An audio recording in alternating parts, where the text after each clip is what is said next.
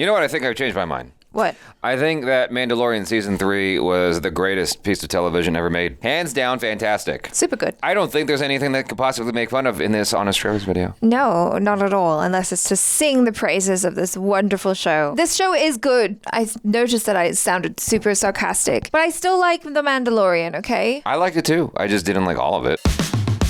What's going on, everybody? I'm Jabby Kaway, joined by Chara Kirk. What's up? We are watching the Honest Trailers to Season 3 of Mandalorian. Here's looking forward to some jokes from Screen Junkies. Thanks so much for joining us. Hit that subscribe button, bell icon, all notifications. Pretty please vote this up. Let YouTube know you're enjoying what you're watching. If you're not subscribed already, please subscribe. Also subscribe to Screen Junkies.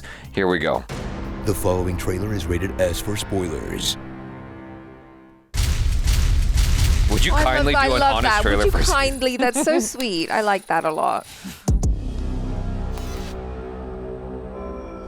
I also love it. You've seen decades of Star Wars films and shows, all leading up to this moment. Or more likely, you bounced sometime around Rise of Skywalker in the Boba Fett show. I forgot that Rey and what's his name kissed in Star Wars. Oh, me too. I completely forgot about that moment. I watched it one time. I need to watch that movie again and cringe. Now, watch the franchise plod aimlessly along while Disney scans the galaxy for anyone to make them a decent movie again. It's gonna be a while, folks. And after this season, they might put Favreau in Carbonite too. Oh, hey, no. Grogu, no. Give it no. Grogu, give it that. This isn't working for me. Oh, Grogu. Same. The Mandalorian, Season 3. Bounty hunter turned Manny, Din Djarin, is back. And just like Star Wars fans, he's not 100% sure what he's still doing here. I thought you had completed your mission. In this grab bag of a season with a little bit of rejoining his church group. Din Djarin, you are redeemed. A bit about retaking planet Mandalore. It is time to retake Mandalore. A dash of dark cloning. A pinch of piracy. We're Pirate King Gorian Shardsmen. Now you'll answer to him. And a Death Star's worth of real estate talk. There's a beautiful parcel available right down here by the flats. Let's move the trade district closer to the shipping terminal. It was Great Karga has offered me a tract of land on his independent world. Hereby cede all land from the western lava flats to Bullock Canyon.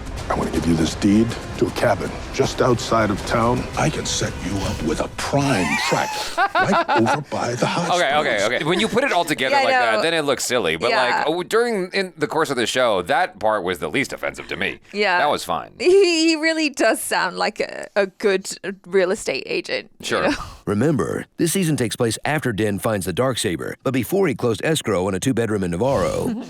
You love Pedro Pascal as a gruff older guy taking a little VIP across a dangerous landscape. You love watching him overcome his troubled past to form a makeshift family with his charge. You love when he joins with an equally gruff female counterpart who comes to see the value of his mission. And you love taking diversions from the A story for one-off episodes that follow the people they encounter on their travels. That B story was not fun at all. No? I was like, what?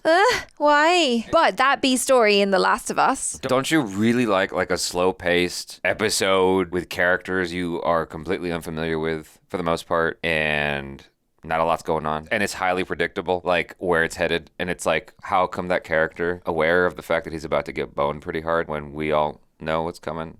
Like, that's fun. Go ahead. Look. In The Last of Us, The Last of Us, I didn't mind it because they had created such interesting characters and I honestly cared about them and their relationship. In this season, with those two characters, I was kind of like you said, it was super predictable. It was like, she is going to scam you and you're going to get in big trouble. You could do it in 5-10 minutes. So yeah, it's that show again. Sorry for repeating ourselves, but so do they. Constantly. This is the way. This is the way. This is the way. This is the way. I love that though. This is the way. This is the way. This is the way. This is the way. This is the way. This is the way. This is the way. This is the way. This is the way. This is People the way. hit. This is the way. This is the way. This is the way. The way. This is the way. This is the way. This is the way. This is the way. People like that stuff. I love this. This is the way. This is the way. This is the way.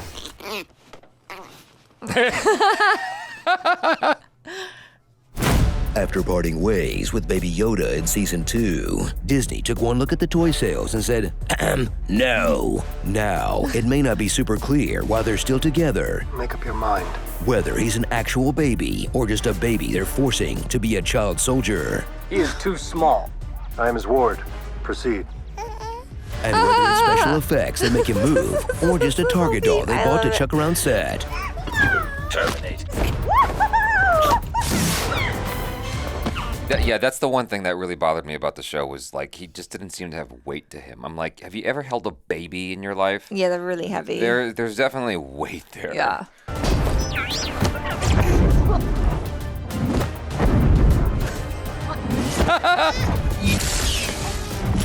But even Yoda moved around like that. No, he had more. So fast. The one thing we do know is his name, Baby Yoda. His name is Grogu. If you say so. Speaking of toys, meet every other Mandalorian. Figures sold separately, batteries not included. The Jedi aren't the only reclusive, maybe celibate religious sect with a thing for orphan boys. The words of the creed shall be forever forged in my heart. Collect a whole clan full of these posable disposables, like the Armorer, one of the deadliest hammer fighters in pop culture, non-incest division. I was like, non-incest? Hans Makes sense. Jon Favreau's literal self-insert, who spawns with the OP chain gun and still can't survive the season. Yeah, sad. It was an honorable death. And in a series all about running errands, you just know they're gonna stop for some Starbucks along the way. Rejoin Bo-Katan, just kind of sitting around, waiting for an adventure to happen, until she's accidentally baptized in the waters of Lake Minnetonka, and gets called to resolve Mandalore's deep cultural divides, 90% of which are helmet-based. You have removed your helmet. I removed my helmet, and now I'm an apostate. I'm guessing that helmet isn't coming off again. And have you removed your helmet since? How do you eat when other people are around? You don't. When you get your food, you go off to find a place where you can take off your helmet. Remove your helmet.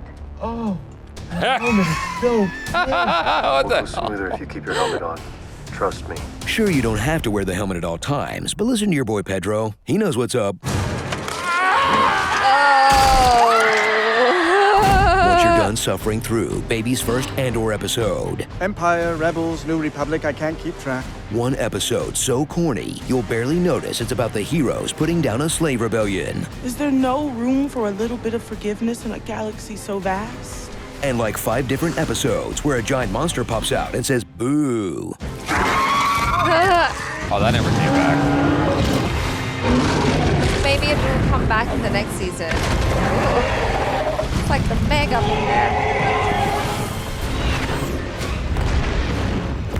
Finally through. Well, I mean, would it be more interesting if the monster just kind of waddled up, or was like it's more interesting that it surprises everybody? Yes. Like, yes, it's played to death in this season, but that's the best way to go about that. I agree. You know? At the return of Moff Gideon, he's back with a brand new super suit. I have created the next generation Dark Trooper suit.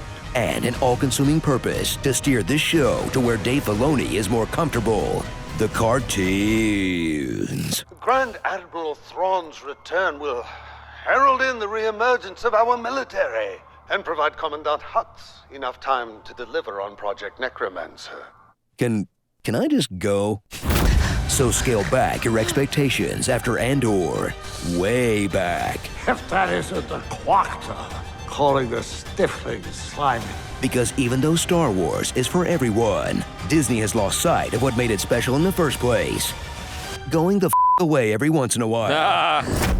Starring The Blast of Us. The Blast of Us. My new buddy, I can defeat those blasted girls. 3 Settlers of Catan. Alan Smithy. Do you know what that was in reference to? Teenage Mutant Ninja Turtles. Yeah. Oh, you were checking my nerd cred? Most of the stuff I don't know. There's this old Hollywood term for when a director wants his or her name removed from the film, and it's Alan Smithy. It's directed by Alan Smithy because the director just is too ashamed of the movie to put their own name on it. Real estate. Turn your head and Moff. The Spy Who Bugged Me. The Clone Wars. Outer Rim's convenience. What do you carry a gun for? In case someone steps to you, Snoop Dogg?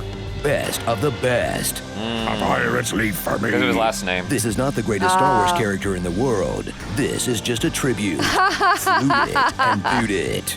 And is Tim Meadows considered a cameo? Or just an actor who's still getting work these days? Time for Din Din.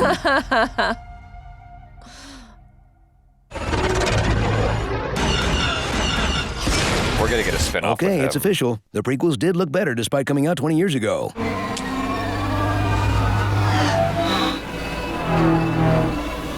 Hold up.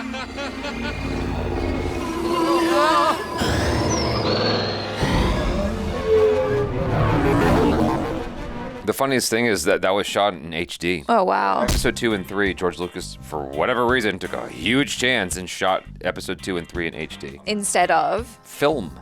Ah. A landmark moment in film history. No one noticed, though. George Lucas kind of snuck one in on episode 1, where he shot one shot in HD and put it in there and didn't tell anyone, and no one noticed. And so he's like, okay, I can do a whole movie this way now.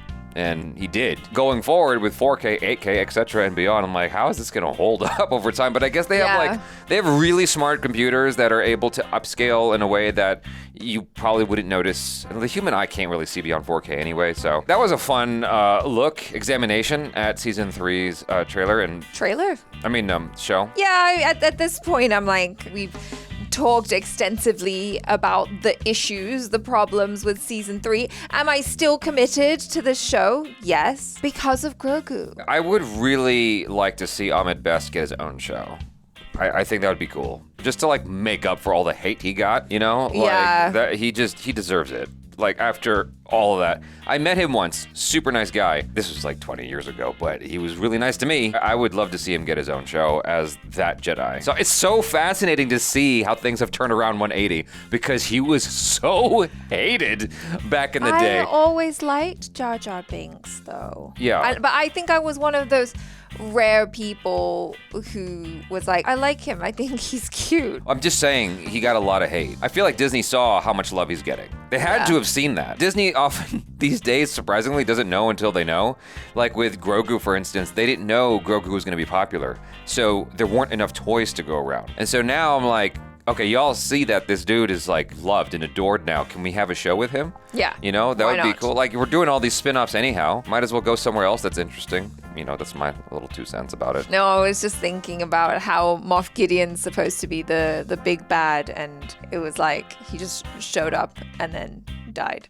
With regards to Moff Gideon, watching what little they showed of him here in the Honest trailer, I'm just like, it just is a very head shaky moment for me. I'm like, I just, this definitely had issues this season, you know? Yeah. But, you know, to my surprise, Courtney loved this season. She thought it was her favorite.